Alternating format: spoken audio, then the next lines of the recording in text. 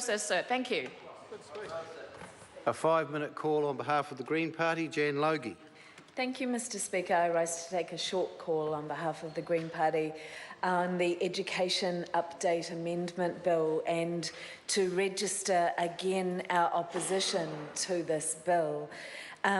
This is yet another omnibus education bill that has some reasonable clauses in it and quite a few more that represent significant harm to our world-class education system.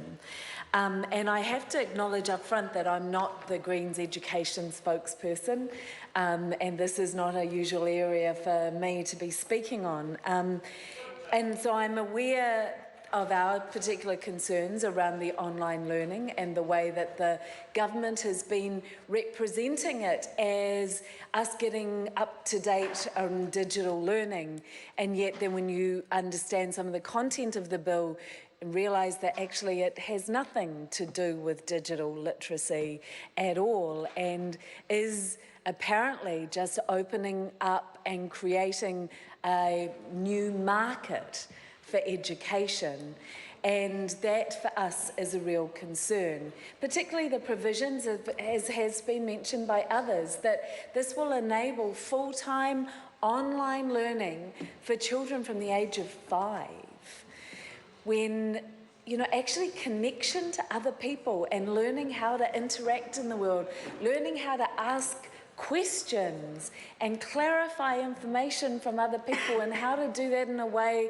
that people will respond to are core life lessons that are learnt seamlessly through our education system at the moment, through that interaction with other students and the teacher.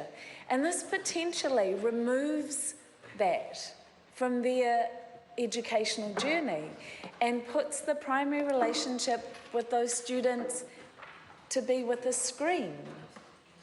It's hard to see how that is going to enhance their learning, let alone their skills for life.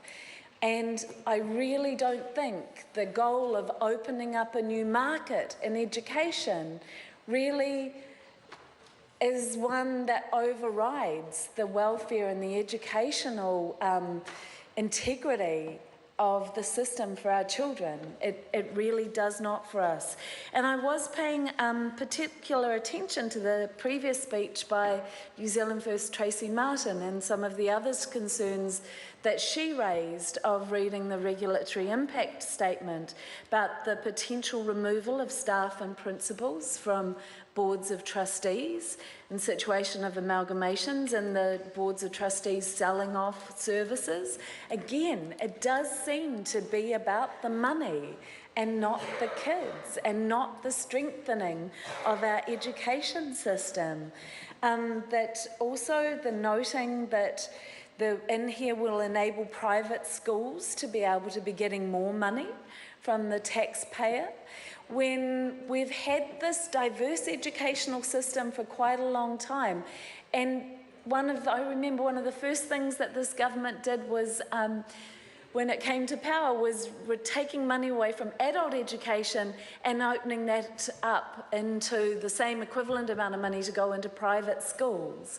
And that at the time I had a real problem with, because we have this great state sector which is world leading that needs some love, that really does need some extra resource in there to support those schools to be able to help the kids who are coming into the classroom with a lot of disadvantage and that could be abetted or ameliorated in the classroom context if more resource was put in.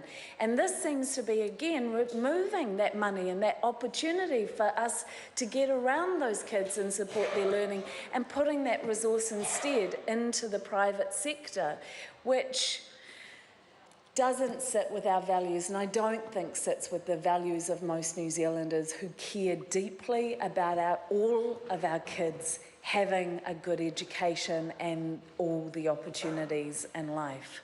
Thank you, Mr. Speaker.